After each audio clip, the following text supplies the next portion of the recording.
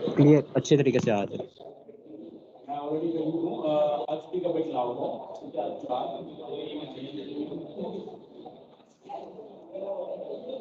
Page number 492 चलें page number हमारा सारे अलर्ट हो जाए अटेंटिव हो जाए I think last page of Friday, we will wrap it up in more time. 490 पर क्या है ना बताओ मुझे एग्जाम्पल नंबर 16 चलें टीम्स पर कौन कौन है इस वक्त टीम्स पर है खदीजा है एहसन जमील नायाब और तकदीस नायाब तकदीस खदीजा का इशू मालूम है एहसन आपको नहीं आया campus Nayab Taqdees yes why if I may ask sir वो ट्रांसपोर्ट का इशू है वो मैनेज नहीं हो रहा तो इस वजह से।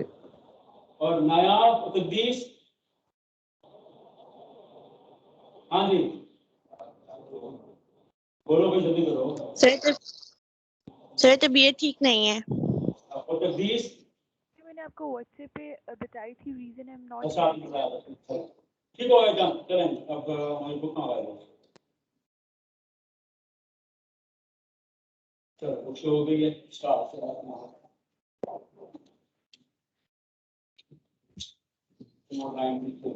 चलो स्टार्ट क्या पढ़ रहे हैं हम example number let's start Talam Limited as the book Talam Limited is considering the following options to invest इस एक्सेस फंड इसको ऑनलाइन कर रहा हूं कुछ ज्यादा पैसा आ गया ठीक है उसको इन्वेस्ट करना चाह रहे हैं कहां करना चाह रहे हैं number 1 acquire 8% shareholding in Lighter Oil Limited एक कंपनी क्या बन जाएगा शेयर होल्डर होल्डर नहीं बनेगा ना वन आ गया जा for rupees 120 million LOL is a growing company and is expected to fetch higher returns चलेंगे कलाम वाले उसमें इन्वेस्ट क्यों कर रहे हैं उनको पता है मुस्तकबिल में ज्यादा मुनाफा कमाएंगे आगे आ जाओ grant alone of rupees 100 million to Monsoon Limited for launching a new product उसके शेयर दे रहे हैं इसको कर्जा दे रहे हैं the loan would carry interest at the rate prevailing in the market KL currently holds 25% of MPS paid up capital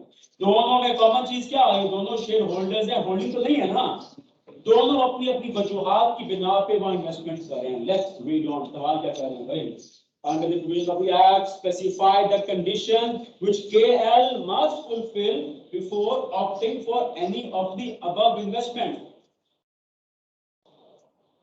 ऊपर वाली दो इन्वेस्टमेंट्स करने से पहले उसको क्या रिक्वायरमेंट्स होनी चाहिए सवाल गौर से पढ़ो देखो उसमें स्टेटस क्या बन रहा है पहली वाली में acquire 8% share holder Nadwa limited for 120 million LOL is a growing company expected to fetch ठीक है अलग कंपनी है सेकंड में आ जाओ और वो भी अलग कंपनी तो क्या रिक्वायरमेंट्स हैं इन्वेस्टमेंट करने की पहला देखो the directors can make investment in shares by passing a resolution in their meeting मतलब देखो बहुत डिटेल ये सिंपल स्ट्रेट सवाल है भाई पहली बारी में कंपनी अलग कंपनी इन्वेस्टमेंट करने जा रही है बिल्कुल अलग कंपनी है कर सकते हैं ना वो प्रॉफिट हमारा था powers of the board hello लोग क्या था उसमें मैंने आपको 3 हेडिंग्स बनवाई थी पहला बोर्ड पावर्स जो बोर्ड एक्सरसाइज करता है खुद से दूसरा इसमें लेता है परमिशन मेंबर से याद है कि नहीं याद तो यस ये मेंबर्स के बोर्ड के पास इख्तियार है कि अगर वो इन्वेस्टमेंट करती है तो अपनी बोर्ड मीटिंग में फैसला करके इन्वेस्ट याद है कि नहीं याद done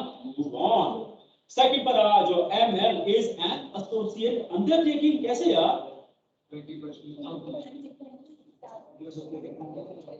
हाँ देखो ये लास्ट लाइन पर देखो ये पास करेंगे KL currently holds 25% यहाँ एग्जाम में कोई हेडिंग नहीं लिखी आएगी बात तो मुझे भूल जाता है तो कॉन्सेप्ट क्लियर हो मेमोराइज्ड हो कि अगर एक कंपनी किसी दूसरी कंपनी के 20% शेयर होल्डिंग है तो ताल्लुक क्या बनता है एसोसिएटेड लिहाजा बगैर पढ़े क्या बताओगे अब अगर वो इन्वेस्ट करना चाह रहे हैं तो क्या करना पड़ेगा उनको स्पेशल रेजोल्यूशन रीजन क्या होगी इसकी क्योंकि उनका पहले से वहां ML is an associate undertaking of KL as it holds to work on the shareholding MPL therefore KL can make investment MPL only under the authority of a special resolution ये undertaking है कि associated company है ये grant alone to monsoon private limited ये दोनों companies हैं ये तो गलत लिखा होगा ये इज एन एसोसिएटेड कंपनी आएगा ये, ठीक कर लो इसको, दोनों कंपनीज है ना, याद है कि नहीं याद? ठीक है नहीं?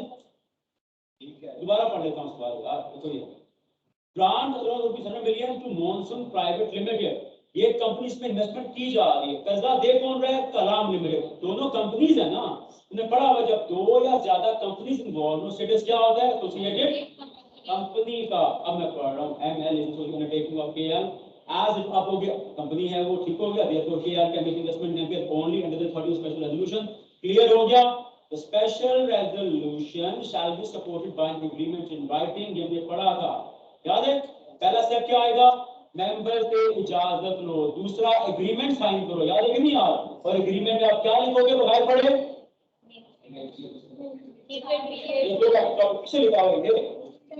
इसमें क्या इन्वेस्टमेंट कर रहे हैं? पहला स्टेप क्या है? मेंबर से इजाजत लो, मेंबर से इजाजत क्यों लो? क्योंकि पहले आपका अवाम मफाद है, लिहाजा मेंबर से पूछो क्या ये न्यूट्रल है, ठीक है? नंबर 2, जब एग्रीमेंट साइन करोगे एग्रीमेंट में क्या लिखोगे? आसान उर्दू में कि किस नेचर की इन्वेस्टमेंट है, कितने सालों की है, कितना पैसा लगा रहे हैं, कितना रिटर्न आएगा, ये चीजें हैं ना, तो वही कर आएगा। Agreement in writing which shall include the terms conditions specifying, वो कर लो, वन टू कर लो, नेचर मुआवजे की नौयत, कोई पर्पस मुझे आ गया, पीरियड ऑफ लोन कितने अरसे के लिए दे रहे हो, रेट ऑफ रिटर्न कितना सूद आएगा, फीस और कमीशन अगर किसी के जरिए मुआवजा करवा रहे हो तो कितना कमीशन दोगे, रीपेमेंट स्केड्यूल मतलब किस्तें कब कब अदा की जाएंगी,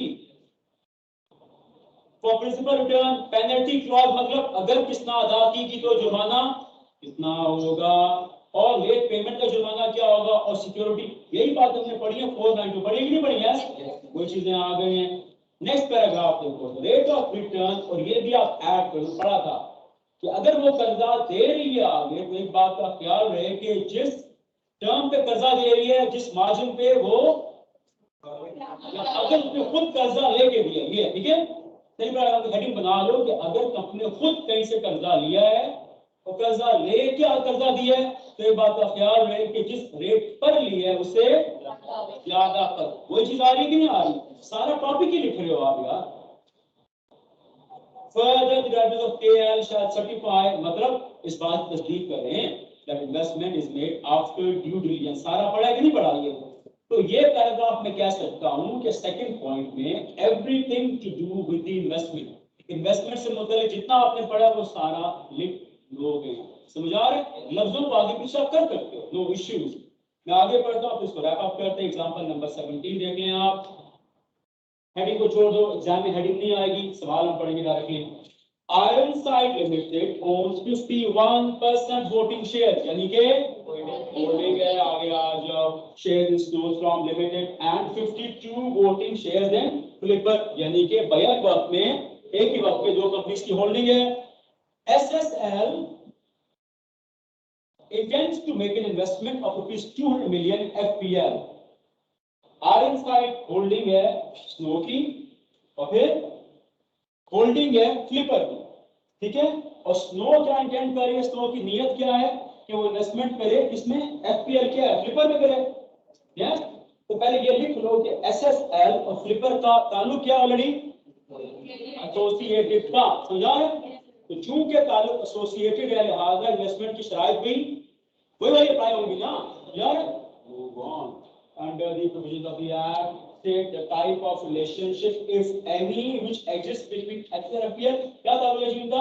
क्या वही टॉपिक आ रहा है, टॉपिक वही है, सवाल बदला हुआ है। describe the conditions which SSL must fulfill, अब चूंकि SSL इन्वेस्टमेंट करनी है लिहाजा क्यों निशाना, अब इन्वेस्टमेंट करने के लिए उसको वही सारी, समझ आ रहा है कि नहीं आ रहा? यही काम आपने एग्जाम में करना है। Before you start writing the answer panic mode में नहीं आना,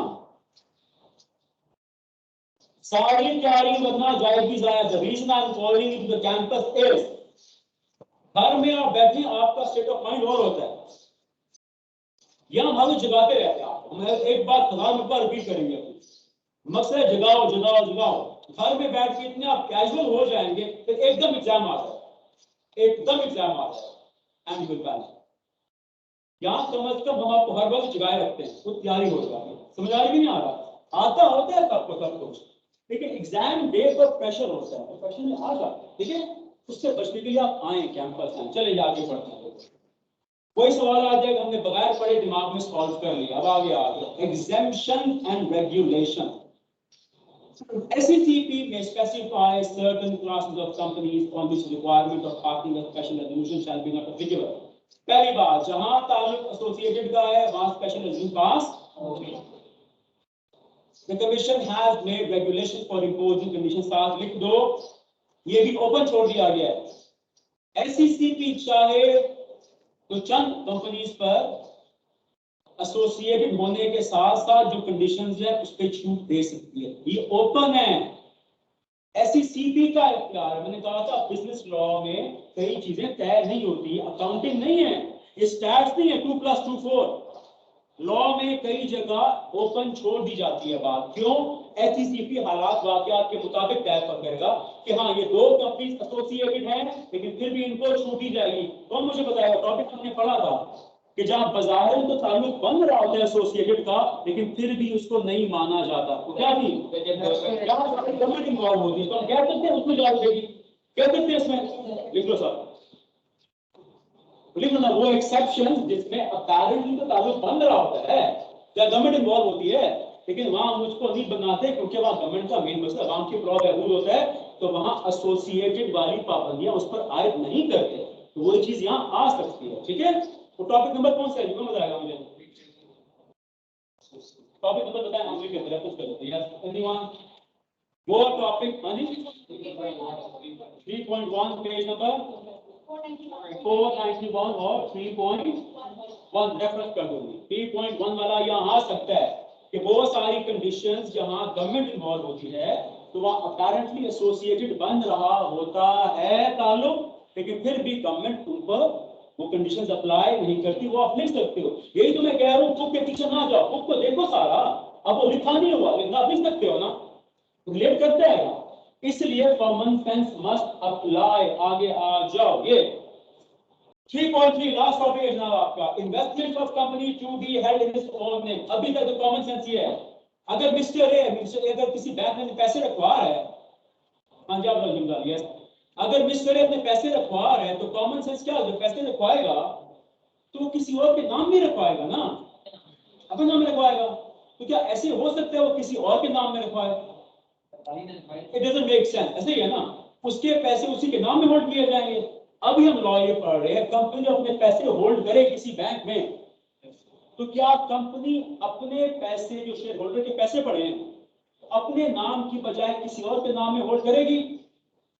पहले इसको समझो, वो हालात जब कंपनी के पास शेयर होल्डर्स का पैसा पड़ा हुआ अरबों में, तो कंपनी यही कहेगी ना हमारे अकाउंट में शो हो गया, कंपनी के पास रखा, वैसे ही है ना। मेरे सवाल ये, क्या कंपनी उनका पैसा जब किसी बैंक में रखवाएगी तो अपने नाम में होल्ड करेगी या किसी और के नाम में? अब याद होगा टॉपिक पढ़ा था, टॉपिक का नाम क्या था? Nominee directors. याद है वो कौन होते हैं? और वो क्यों बिठाती है? क्योंकि हाँ जी यस, तो नॉमिनी डायरेक्टर्स हमेशा इलेक्ट होके आते हैं, यस और नो?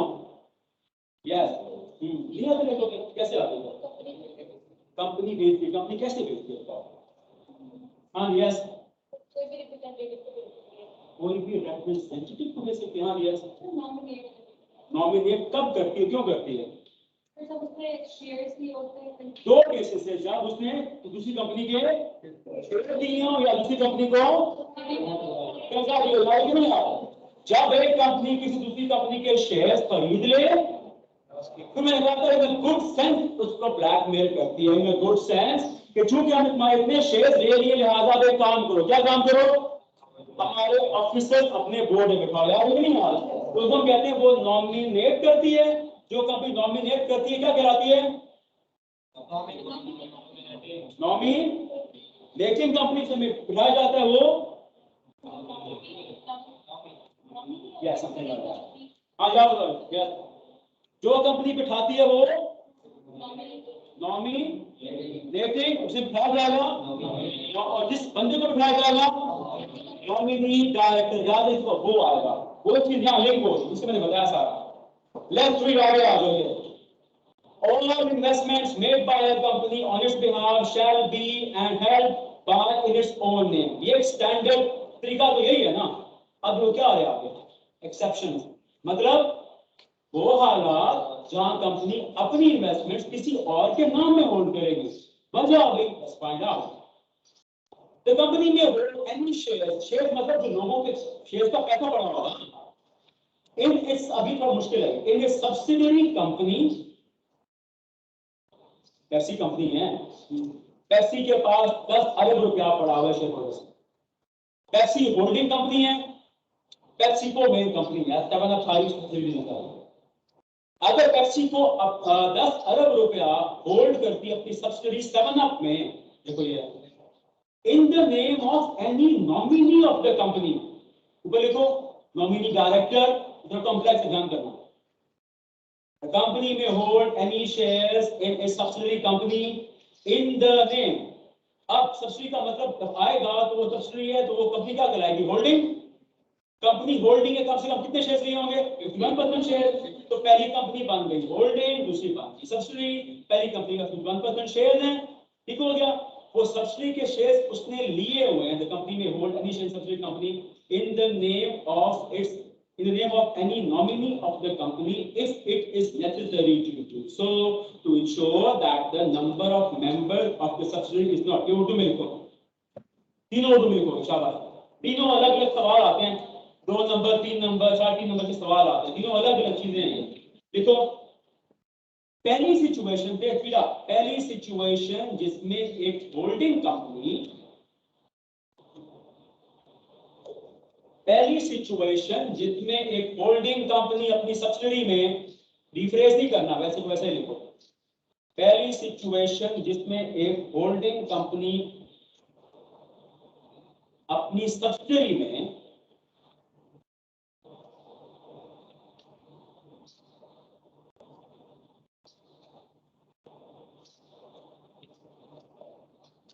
अपना नॉमिनी डायरेक्ट अपनी सब्सिडी कंपनी के बोर्ड में, पहली सिचुएशन जिसमें एक होल्डिंग कंपनी अपनी सब्सिडरी के बोर्ड में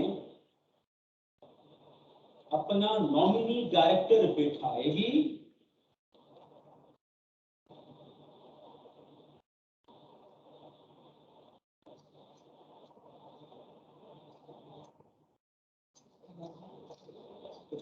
और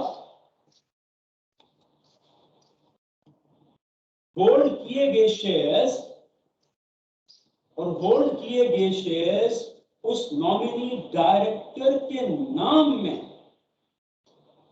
टेम्पररली ट्रांसफर किए जाएंगे या होल्ड किए जाएंगे। ऐसे का ऐसा ही लिखना है। पहली सिचुएशन जिसमें एक होल्डिंग कंपनी अपनी सब्सिडी के बीओडी में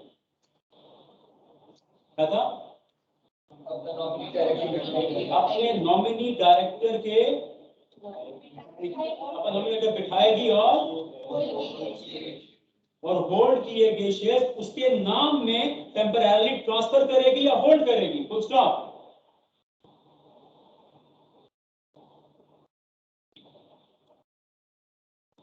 बाय लॉ लिखो सारा, बाय लॉ। सर ये इसी के आगे से या नेक्स्ट पॉइंट? इसी को कंटिन्यू करो आगे। बाय लॉ यानी कंपनीज एक्ट के मुताबिक, बाय लॉ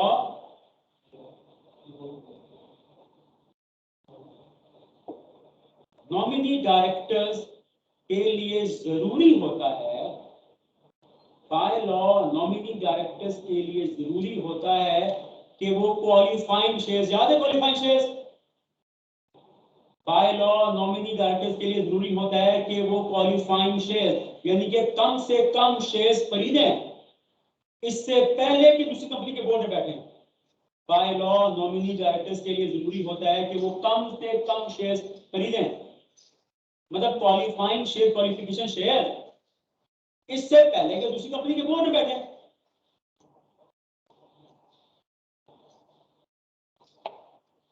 और अगर वो ना खरीद पाए, ध्यान दो, ऐसे वैसे लिखो, और अगर वो ना खरीद पाए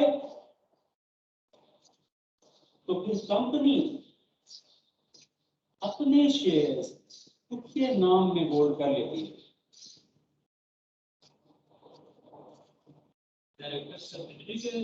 ना तो फिर कंपनी तो पैसा लिखो, तो फिर कंपनी अपने होल्ड किए गए शेयर्स उसके नाम में होल्ड कर लेती है, लिहाजा वो नॉमिनी बनने की रिक्वायरमेंट भी पूरी हो जाती है। समझाता हूं सारा, कंपनी होल्डिंग भी रहती है। अब ब्रैकेट में लिखो अपने समझने के लिए, यानी एक चीज से दो शिकार हो जाते हैं। अब मैं समझाता हूं आपको जाके है क्या ऐसा। पहले आपने जुमला लिखो, पहले लिखो सर, समझाता हूं, इजी है कुछ नहीं। देखो सर लिहाजा लास्ट जुमला पहले लिखो, लास्ट जुमला लिखो पहले। सब्सिडी में देखो, सब्सिडी में नॉमिनीज बिठाते वक्त जरूरी है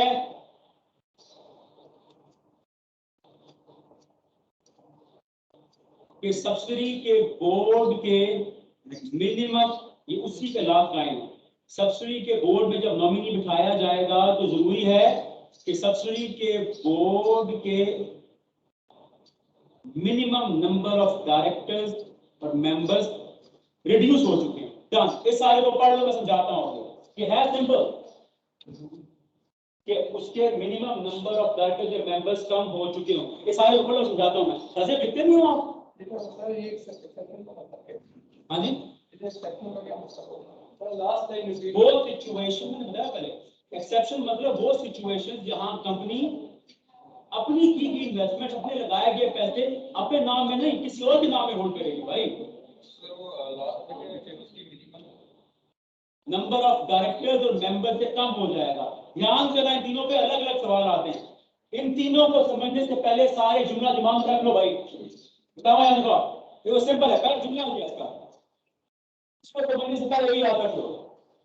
कंपनीज एक्ट 2017 के मुताबिक जब भी एक कंपनी की दूसरी कंपनी पैसे लगाएगी तो बताओ ना आपके पैसे हैं ना।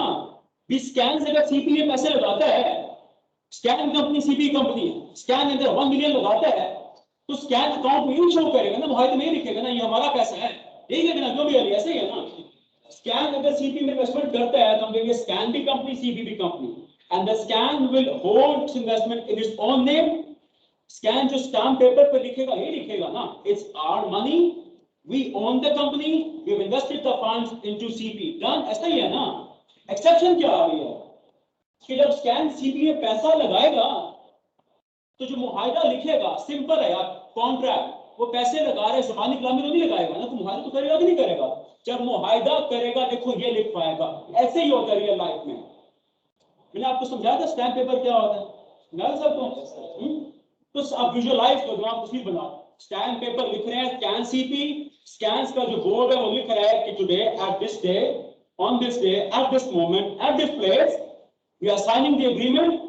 आज हम सीपी पे 1 मिलियन लगा रहे हैं, स्कैन भी कंपनी है, सीपी भी कंपनी है, सीपी की तरफ से ये बोर्ड है, हमारी तरफ से ये बोर्ड है। आज हम बल्कि ये बयान दे रहे हैं, विटनेस बैठे हैं, कैमरा रिकॉर्डिंग है, लाइव ऑडियो सब कुछ हो रहा है। आज हम ये कह रहे हैं आज हम 1 मिलियन रुपीस सीपी में इन्वेस्ट कर रहे हैं और हम अपने नाम में ये पैसा होल्ड करें, ये हमारा लगाया हुआ पैसा है, हम लगा रहे हैं पैसा। अब आज कंपनीज एक्ट में, कंपनीज एक्ट ये कहता है कि अगर ऐसे हालात पैदा हो गए हैं कि कंपनी को मजबूरन अपना लगाया हुआ पैसा अपने नाम में नहीं किसी और के नाम में होल्ड करना पड़े तो कर सकते हैं। एक लफ्ज याद करो, इस सारे केस में आएगा नॉमिनी डायरेक्टर। जब एक कंपनी किसी दूसरी कंपनी में अपना नॉमिनी उठाती है तो हम कहते हैं देखो आम तौर पे है, दूसरी कंपनी कहते हैं ठीक है वेरी वेलकम, आप नॉमिनी आम जाओ।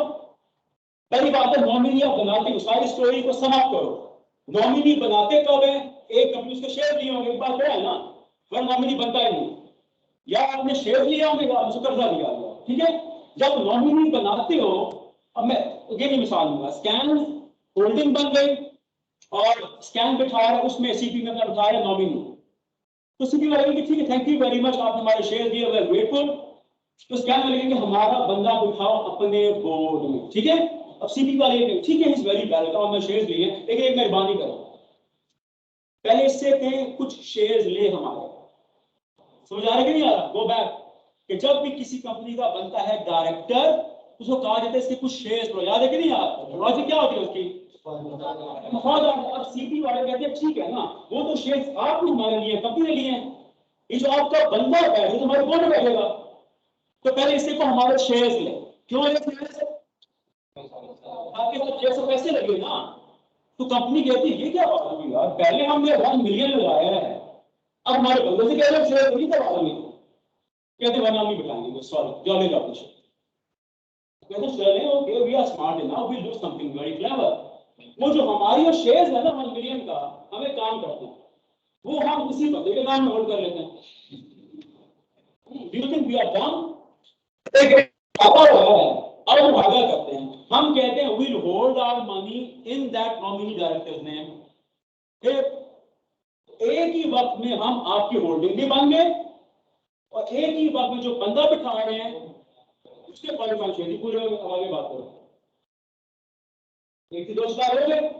तो कंपनी एक्ट कहता है ये वो सिचुएशंस है जहां कंपनी मुश्किल में फंस जाती है, लेकिन उसको आपने एक राह दे दिया, समझ आ रहा नहीं आ रहा?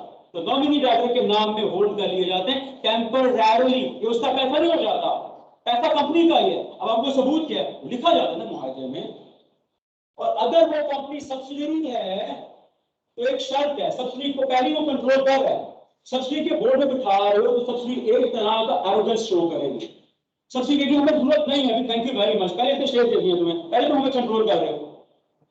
अगर हमारे मिनिमम नंबर बहुत रिड्यूस हो गए, मिनिमम से भी कम हो गए, फिर तुम्हारा बंदा बिठाएंगे, वरना नहीं। सब्सिडी की बात कर लो, सारा कंट्रोल दे दिया, तुम्हें क्या करें भाई? अगर और मजीद कंट्रोल चाहिए तो अगर हमारे मिनिमम गिरेंगे तब तुम्हारा बंदा आने देंगे, वरना नहीं, आउट, स्टे अवे। समझ नहीं समझेगा सर ये मिनिमम बंदे वाला जरा दोबारा रिपीट कर दें। इसको क्या चीज, ये मिनिमम बंदे वाला सब्सिडी करेगी, ये जो मैं लफ्ज़ बताता हूँ ना आपको समझाने के लिए, एक चीज से दो शिकार, ये नहीं पेपर मिलके आ जाने, वो एरोगेंस शो करेंगे, ये नहीं मिलके आ जाने, ये तो अपने साथ दिमाग खोलने के लिए बताते हैं ना। ऐसे जिम्मे आपने पूछा लाजुमला, दोबारा लाजुमला क्या था यार? सर सब्सिडी में नॉमिनी बिठाते वक्त जरूरी है कि सब्सिडी के बोर्ड के मिनिमम नंबर ऑफ डायरेक्टर्स कम हो चुके हो। लिखा नहीं, वो आपको बता रहा हूँ, सब्सिडी यही कहेगी ना, होल्डिंग पहले आपको हमने होल्डिंग बना दिया है, कंट्रोल आपको दे दिया है यार, स्टीयरिंग व्हील आपके हाथ में है कि नहीं है, और कितना कंट्रोल चाहिए? तो होल्डिंग ये कह रही है हमारा बंदा बिठाओ, तो ये आपका बंदा उसी वक्त बिठाएंगे जब हम बिल्कुल इंतहाई मुश्किल में आ जाएंगे, जब हमारा मिनिमम नंबर ऑफ डायरेक्टर्स नीचे आ जाएगा, क्योंकि जब नीचे आएगा कंपनीज एक्ट हमें काम करने की इजाजत नहीं दे सकता ना, कंपनीज एक्ट में कहा होगा कि मिनिमम कभी भी कम ना हो, याद है क्या?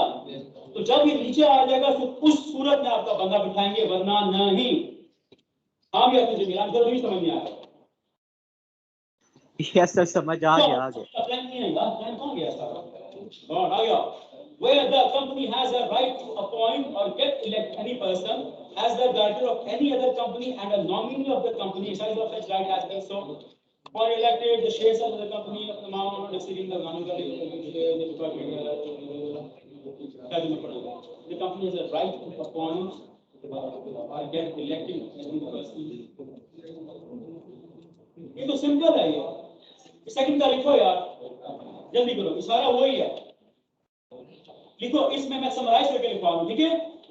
इस दूसरे केस, दूसरी सिचुएशन में, इस दूसरी सिचुएशन में जो नॉमिनी कंपनी है वो सब्सिडरी नहीं होगी, बस वही फर्क है, कोई फर्क नहीं है। इस दूसरे केस में वो नॉमिनी कंपनी सब्सिडरी नहीं होगी, लिहाजा वो ये नहीं कह सकती कि, तो क्या नहीं कहेगी? बस बाकी सारा हो गया, यदि ये प्योर केस है नॉमिनी कंपनी का, खत्म।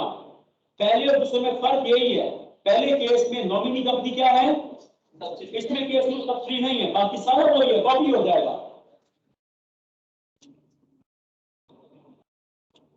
तो उसके नाम में होल्ड कर लोगे। एक बात याद रखो, जब नॉमिनी डायरेक्टर जा रहा है दूसरी कंपनी कहेगी यार इससे तो ना हमारे शेयर्स ले, खुद ले, अपनी जेब से पैसे लगा रहा है, समझा रहे?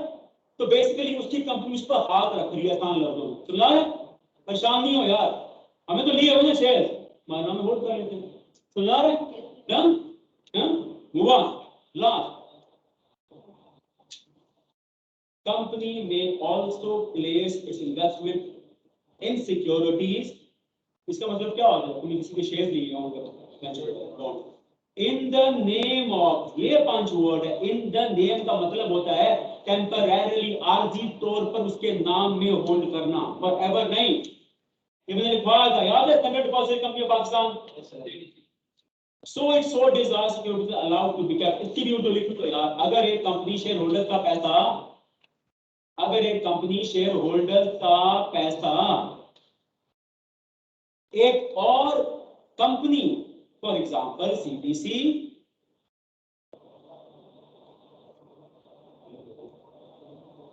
अगर एक कंपनी शेयर होल्डर्स का पैसा, लिखे हो, अगर एक कंपनी शेयर होल्डर्स का पैसा किसी और कंपनी, फॉर एग्जांपल सीडीसी, जो कि फेडरली ओन्ड कंपनी है, गवर्नमेंट कंपनी है, के नाम में होल्ड करे, अब ब्रैकेट में लिखो, समझाने के लिए बता रहा हूं, सीडीसी मुआहदे में लिखवाएगी, सीडीसी मुआहदे में लिखवाएगी कि वो उन शेयर्स के पैसों के बदले में ज्यादा इंटरेस्ट देगी। सीडीसी मुआहदे में ये लिखवाएगी कि वो शेयर्स के रखे गए पैसों के बदले में इन्वेस्टिंग कंपनी को ज्यादा इंटरेस्ट देगी। और नंबर 2, सीडीसी को यह फायदा होगा कि उसके रिजर्व्स बढ़ेंगे। और बताओ भी सारे, आप सारे इकोनॉमिक एक्सपर्ट्स हैं, फाइनेंशियल गुरुज हैं आप, तो जब कंपनी के रिजर्व ज्यादा होते हैं तो क्या फायदा होता है उसको?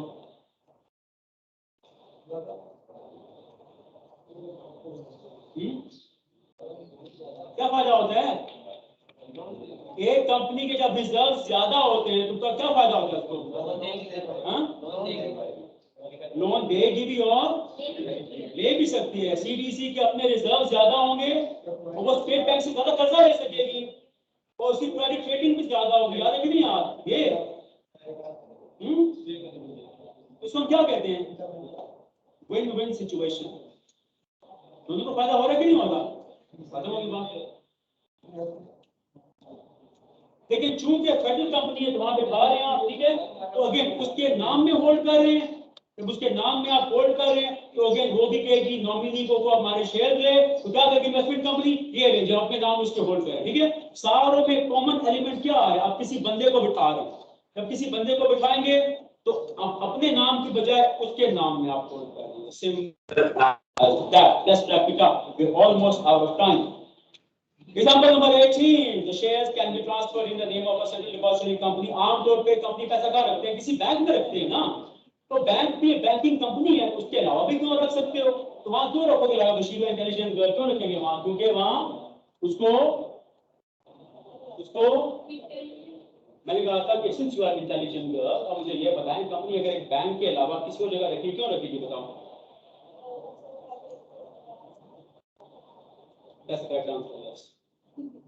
बिल्कुल फायदा ही होगा, सूद ज्यादा मिलेगा ना। कम ऑन, आगे आ जाओ। Common sense must prevail all the time. सबको पता है common sense is very common, ऐसा ही है ना। आगे आ जाओ। The shares can be transferred in the name of central depository company, and in such a case, the shares get registered in the name. Get registered मतलब temporarily as a trustee। क्या होता है? किसी ने सुना पहले ये? ट्रस्टी ये होता है, लिख लो कि सीडीसी अब उस कंपनी के पैसे अमानत के तौर पे रखेगी अपने पास। अमानत है ना, उसके तो नहीं बना पैसे। However, beneficial ownership कौन होता है? लिखो shareholders remain the same, remain actual owner of shares. So if a company puts invested shares, then could not be in compliance. So if a company invested shares which then could not compliant, it would not be non-compliant. ये वही यार उसको explain किया जा रहा है। क्या आप सीडीसी में रख सकते हैं? सीडीसी में रख के आप कानून नहीं तोड़ेंगे, आप उसके नाम में रखिए। वही चीज इसको याद नहीं करना, समझाने के लिए याद याद last register for investments not held in its own name. याद होगा आपको, कंपनी अपना एक अलग रजिस्टर रखती है, याद है? शेयर रजिस्टर, याद है? आगे आ जाओ। फिर एक और भी रजिस्टर था, जो सारों को समाप्त कर लेते हैं। कितनी किस्म के रजिस्टर्स होते हैं? पहले करो, एक शेयर रजिस्टर होता है। टाइप्स ऑफ रजिस्टर क्या पता कंपनी? पहला शेयर रजिस्टर, इसमें तमाम शेयर होल्डर्स की डिटेल्स होती हैं। शेयर होल्डर्स चाहे नेशनल हो चाहे आर्टिफिशियल हो। और फिर दूसरा क्या आता है? एक और भी रजिस्टर, किसको याद है भाई? क्योंकि लीना याद होगा आपको, जब कंपनी कर्जा लेती है, बताओ कौन सा रजिस्टर मेंटेन करेगी? इमरान, हाँ इमाम, इकरा, पहला रजिस्टर कौन सा? Share register. एक और भी था, तुम इस्माइल, जब कंपनी कर्जा लेती है, क्लू दे रहा हूं, हाँ भाई क्लू दे रहा हूं, जब कंपनी कर्जा लेती है उसके अगेंस्ट क्या रखवाती है? सिक्योरिटी। और सिक्योरिटी कितनी टाइप्स होती हैं? आज का जुमला याद है? इसमें चेक कौन पढ़ा, कभी नहीं पढ़ा? मॉर्गेज एंड चार्ज याद है कि नहीं? जुमला आया था, इस तरह ऑफ मॉर्गेज एंड चार्ज। ऐसे होगा, ये आपने मुझे एविडेंस दिया है कि you still are not intending to study at home. ठीक हो गया? Thank you very much, great students you are. ठीक हो गया? Register of mortgages and charges कब रखा जाता है? जब कंपनी कर्जा लेती है। पहला रजिस्टर, रजिस्टर ऑफ शेयर्स, ठीक है? तमाम शेयर होल्डर्स की तफसीलात एक किताब में आ जाएंगी। दूसरा register, register of mortgages and charge, वो क्या होते हैं? ये वो सिक्योरिटीज हैं। जब जब कंपनी कर्जा लेगी, उन कर्जों के अगेंस्ट जो अपना एसेट रखवाएगी या सिक्योरिटी, उसका भी एक अलग सा रजिस्टर मेंटेन किया जाएगा। और तीसरा कौन सा आएगा जी? ये अभी पढ़ा हमने, अभी जो पढ़ा हमने, अभी जो पढ़ा है, अभी क्या पढ़ा हमने यार? बताया मुझे, अभी क्या पढ़ा हमने? अभी तो हैप्पी बताया, अभी हमने क्या पढ़ा है? बता देगा, बताओ अभी क्या पढ़ा हमने?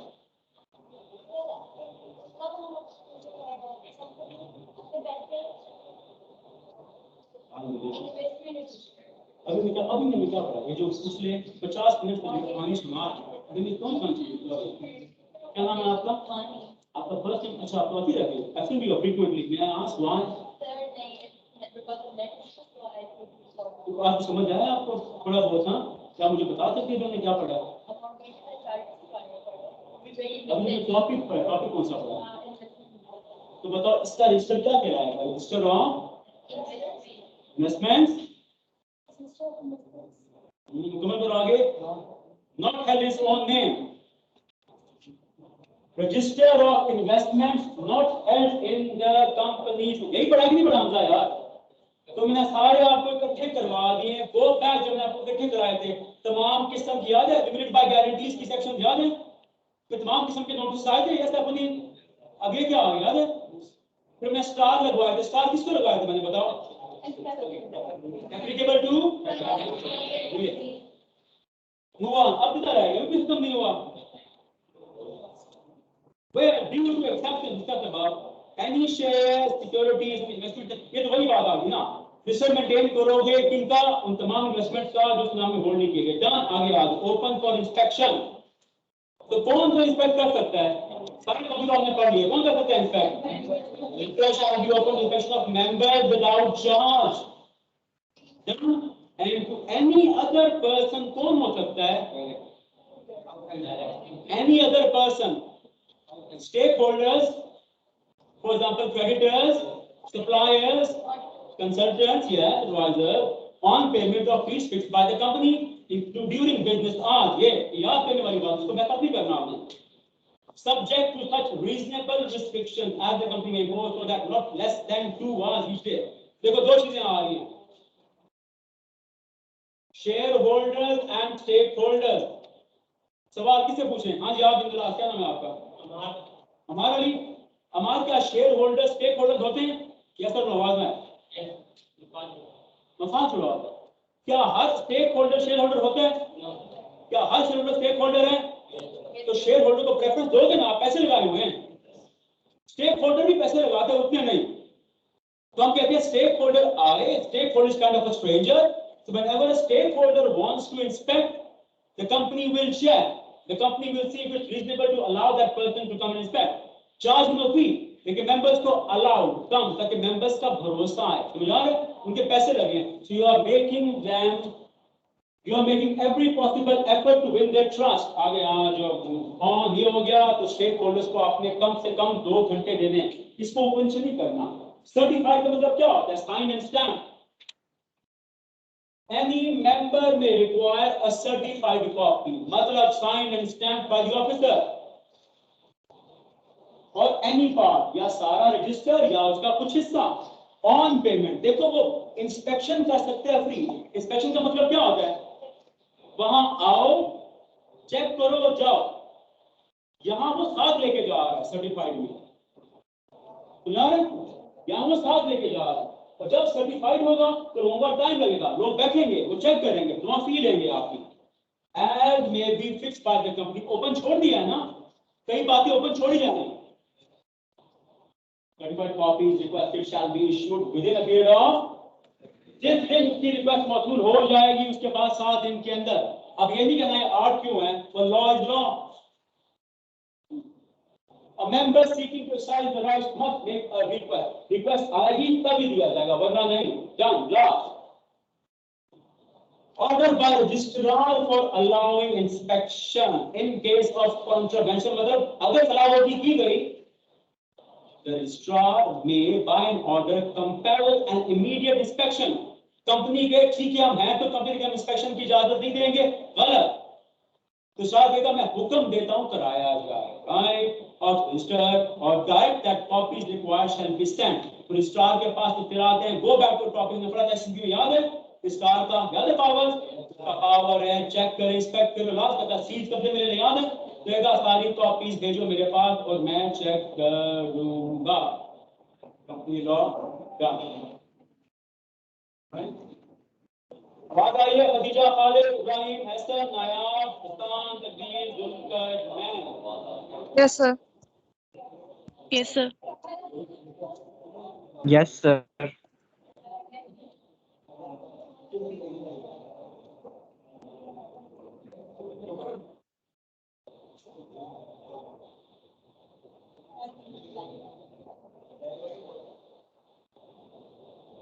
कितने बच्चों कितने शिक्षक है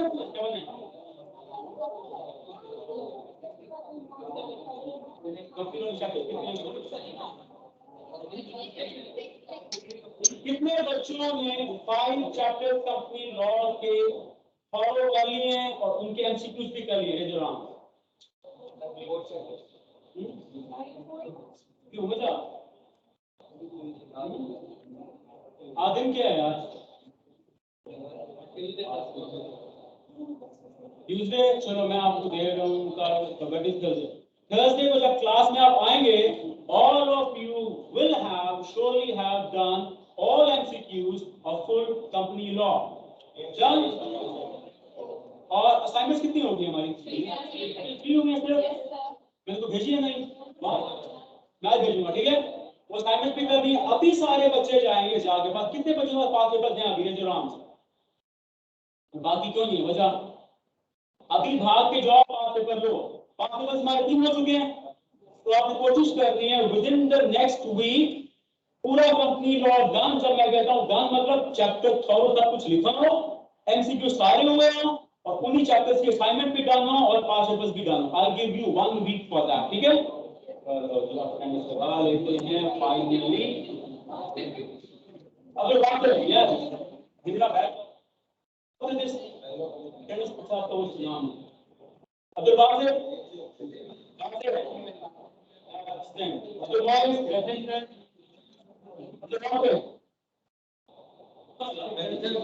अब्दुल बासित सब ठीक है. अब्दुल बासित यार अब्दुल बासित अच्छा Ayesha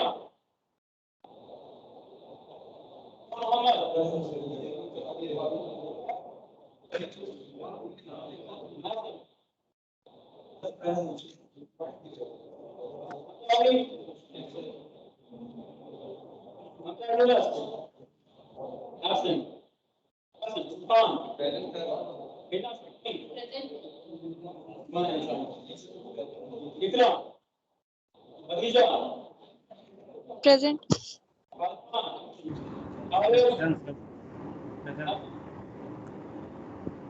Present, sir. Yes, sir.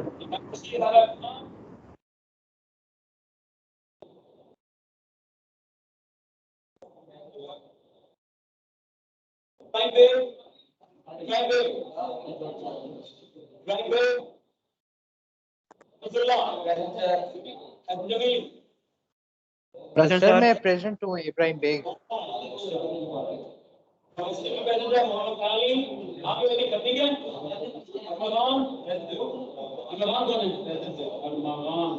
कैसे रहते हो बहुत यार? मैं रिकॉर्डिंग दे रहा था पिछले वीक। आप नहीं रहना, क्लास में आना प्लीज। हमजा खान और इजनान ऐसे मुतमा मस्ताद शादेब वसी यूसुफ ऐसे मोहम्मद यूसुफ अमजद ऐसे फजीउल्लाह नया Present. निमरत ऐसे नुमान और Salman Haider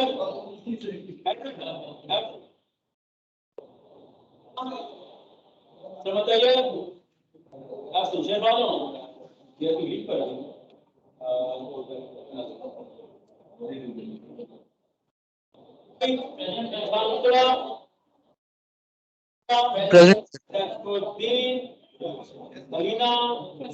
sir Hasan present sir. Hasan present है, है अलीना प्रेजेंट, अभी प्रेजेंट है और मैं मजीद मैं से फारूक दूसरा जैनब जैनब कौन अनाम ये भाई आप सब जान साधु कौन प्लीज कौन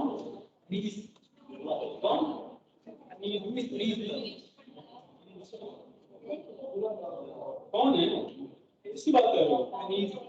अनीस इसका पूरा नाम क्या है उसका? एक बार पूरा नाम बताओ ना। गुलाम मोहम्मद अमीन। अच्छा है जो आज क्या 15 है 15 ठीक है जान कौन अमार अली पूरा नाम क्या आपका? अमार अली कहाँ था अमार? अमार अमार अमार हाँ ठीक है जान। अच्छा सुनिए सारे यार ये रात को I'm telling you right in your face, मैं भी चाहूंगा इस टाइम को क्वार्टर ऑफ टाइम करूं। अगर कम ना मुझे इतना स्क्रीन करने की जरूरत है, मैं लो पीछे बात करूं ना ये आप हसान ये टीचर आसान बना रहे, ये आसान नहीं है right.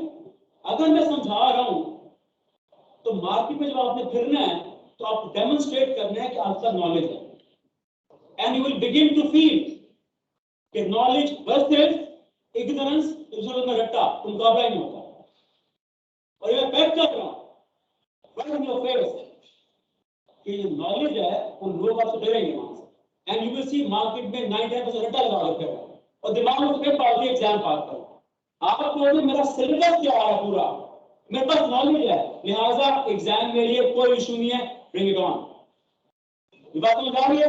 That's why I am teaching you in that detail कि जो लिखवा रहे हैं तो लिहाजा इन आप मुंह पे कह रहा हूं बी ग्रेटफुल। किताब उठाओ और चले जाओ कराची से खैबर के ऊपर चले जाओ कोई बहुत सारा ये क्या क्यों बता उसको ये मैं खुद आपके मुंह पे कह रहा हूं be grateful for what I am doing for you. Exam पास हो ना हो एग्जाम पास हो जाता है कभी कभी वो तो बाकी मैं परवाह करता हूं एग्जाम। आई एम सॉरी मैं परवाह